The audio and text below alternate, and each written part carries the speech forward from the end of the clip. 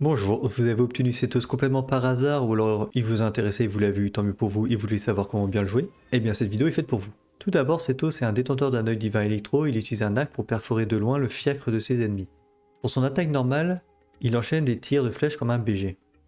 Pour son attaque chargée, bon sa première charge d'attaque chargée on s'en fout, mais là où c'est intéressant c'est lorsque Cetos cumule deux charges en tir visé, il décroche une flèche de perce sombre qui peut transpercer les ennemis et inflige des dégâts électro. Par contre, il peut pas se déplacer quand sa flèche est complètement chargée. Bon, vous avez remarqué que son attaque chargée est vachement lente, donc je vais vous parler déjà de ses passifs, pour une fois, parce que son premier passif, Énigme du Mille en Noir, fait en sorte que le temps de recharge de son tir visé diminue en consommant de l'énergie élémentaire. Une certaine quantité sera ainsi consommée après le tir.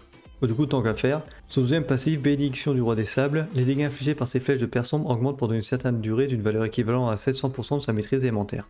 L'effet prendra fin 5 secondes après qu'une flèche de perce sombre touche pour la première fois un ennemi ou après que 4 flèches de perce sombre touchent un ennemi. Donc voilà pour les passifs.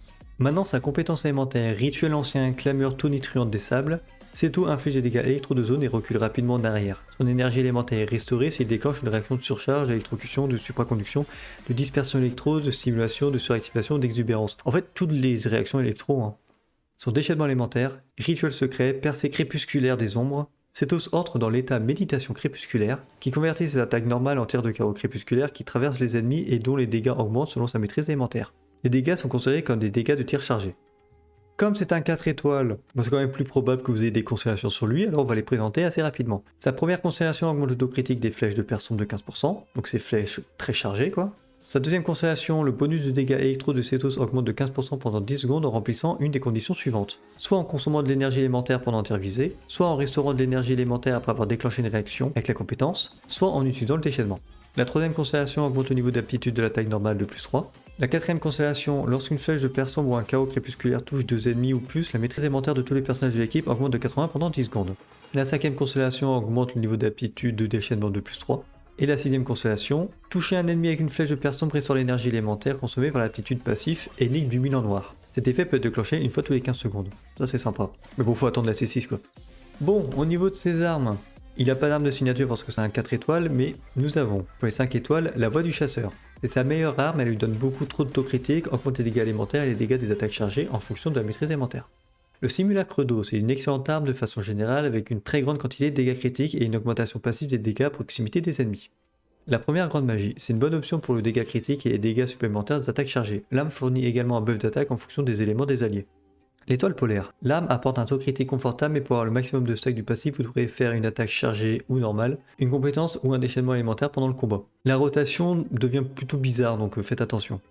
La pulsation du tonnerre. L'arme est utilisable grâce à son dégât critique mais le passif ne pourra pas être exploité à son maximum. L'aile de la voûte. L'arme est sympathique grâce au critique qu'il fournit, le reste du passif est anecdotique. Et l'arc d'Amos, cet arc vous oblige à garder vos distances avec les ennemis pour améliorer les dégâts de vos tirs. Il fournit cependant un bon montant d'attaque. Pour ces armes 4 étoiles, nous avons le Descendant du Soleil flamboyant, c'est l'arme du Battle Pass qui donne du taux critique et qui augmente les dégâts infligés sur une cible unique. L'arc de chasse verdoyant, c'est l'autre arme du Battle Pass qui fournit du taux critique et crée un vortex qui attire les ennemis. C'est plus utilitaire qu'autre chose. Et la dernière corde, la maîtrise élémentaire offerte est convenable, de plus les dégâts du déchaînement de la compétence sont boostés. Pour ces armes free-to-play, nous avons le Nibus forgé, c'est la meilleure arme 4 étoiles pour Cetos, disponible lors de l'événement en 4.7, donc ne l'oubliez pas.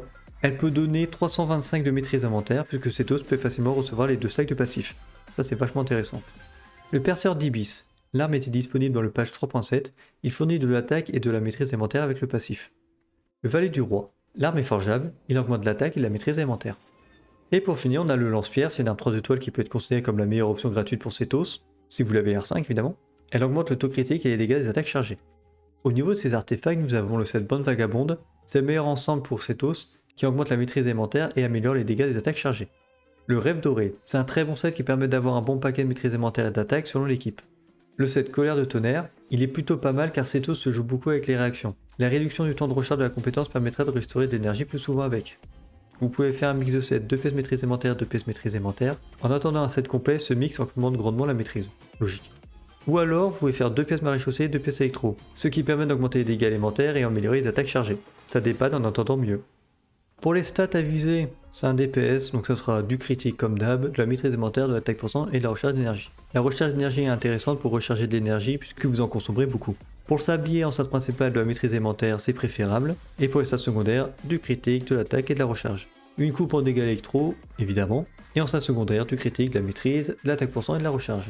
Et pour le diadème, vous aurez le choix entre du taux critique et du dégât critique en fonction de ce qui vous manque pour équilibrer cette critique. Je répète tout le temps cette putain de phrase, ça m'énerve. Et pour la stade secondaire, le critique vous n'est pas pris en stade principal, la maîtrise élémentaire, l'attaque % et la recharge d'énergie.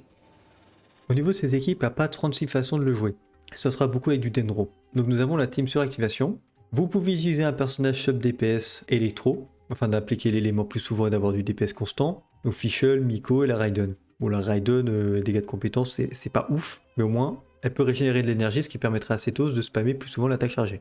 Pour le personnage Dendro, Naïda si vous l'avez, c'est génial. Si vous l'avez pas, coller le voyageur, ça dépanne. Et pour le dernier personnage, soit vous partez sur un personnage Anemo pour baisser la résistance élémentaire des ennemis avec le set verte chasseuse, donc Kazuha, Sucrose et Lynette. Sucrose, vous pouvez augmenter la maîtrise élémentaire des personnages, je crois. Ou alors, un personnage Dendro orienté sur le soutien, donc Baishu et Irara pour le bouclier, et Baishu et Yao Yao pour le soin.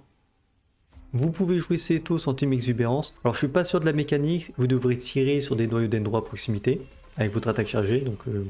Sa compétence élémentaire, au moins quand il fait des dégâts de zone, vous pourrez déclencher les noyaux, ça c'est cool. Et son déchaînement, si ça tape en AOE, ça peut. Pour ce faire, vous aurez besoin d'un personnage hydro. Xingqiu et Yelan, c'est très bien si vous jouez Cetos avec le déchaînement. Sinon, ça sert pas à grand chose. Donc Furina, heureusement qu'elle est là. Ou alors Mona et Kokomi. Et pour les autres personnages, vous allez partir sur du Dendro. Pour le sub DPS, Naïda, Coller le voyageur, c'est très bien. Et pour le soutien, Kirara, Baishu et Yao Yao. Vous pouvez vous amuser. Comme ça, vous aurez du soin et une baisse de résistance élémentaire. Comme ça, les tirs de Cetos pourront faire un peu plus de dégâts sur les ennemis. Mais globalement, je suis pas super emballé par l'idée. Et pour finir, nous avons une team surcharge. On va partir sur l'archétype avec Chevreuse, dans l'optique où vous l'avez évidemment. Pour le personnage sub DPS électro, Fischl, Miko, Raiden et Beidou, c'est très bien. Et pour le personnage Pyro, Thomas c'est sympa pour le bouclier pour pas que Cetos soit interrompu pendant ses attaques chargées. Ou alors vous pouvez partir sur Bennett pour son buff d'attaque. Sinon Deia pour la résistance à l'interruption. Et si vous en avez rien à branler, et bien Xiangling c'est sympa. Pour les dégâts évidemment, mais dans ce cas vous devrez être près des ennemis, c'est pas tout le temps terrible. Si vous n'avez pas Chevreuse, vous pouvez utiliser un personnage Anemo pour les mêmes raisons citées précédemment. Donc Kazuha, Sucrose et Lynette. Pour ne citer que, si vous voulez jouer Sayu, jouez Sayu.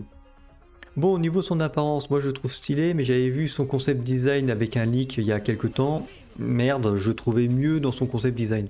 C'est con, hein. Mais bon, on s'en fout de l'apparence. Qu'est-ce qu'il vaut?